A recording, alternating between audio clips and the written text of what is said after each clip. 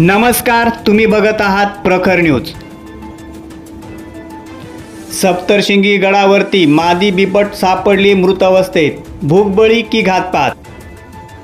सप्तशृंगी गडावरती आढळलाय मृत अवस्थेत मादी जातीचा बिबट, भूकबळी की घातपात याबाबत साशंकता, अधिकाऱ्यांचं वन कर्मचाऱ्यांचे प्राण्यांकडे दुर्लक्ष। सप्तशृंगी गडावरील धोंड्या कोंड्या विहिरीच्या जंगलात मादी जातीचा बिबट मृत अवस्थेत आढळून आला।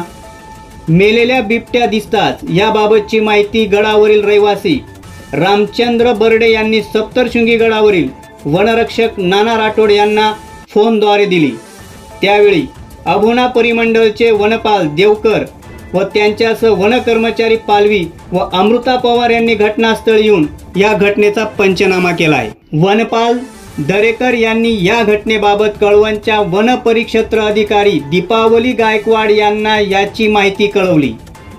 यानंतर अभोणा येथील वैद्यकीय अधिकारी यांनी बिबट्याचे शवविच्छेदन केले असता हा बिबट्या मादी जातीचा असून अंदाजे त्याचे वय 1.5 ते 2 वर्ष असल्याचे सांगितले। परंतु बिबट्याचा मृत्यूचे नेमके कारण काय, शवविच्छेदन अहवाल प्राप्त झाल्यावर समजू शकेल, अशी माहिती वन परिक्षेत्र अधिकारी दीपावली गायकवाड यांनी दिली।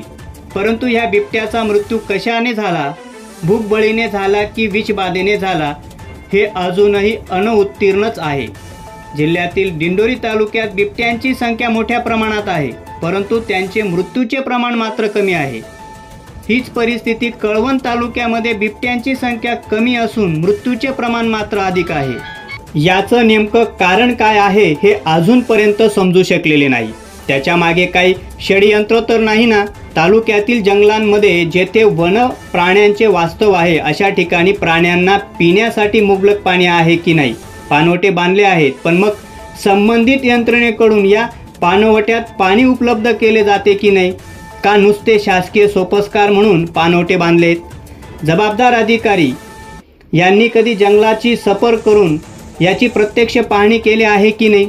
असे अनेक प्रश्न, संशय प्राणी मित्रांनी उपस्थित केले आहेत। प्रखर न्यूजसाठी कळवणहून दीपक बागुल। प्रखर न्यूज पाहण्यासाठी चॅनलला सबस्क्राईब करा व आयकॉनचं बटन दाबा। बातमी आवडली असेल तर लाईक करा व शेअर करा।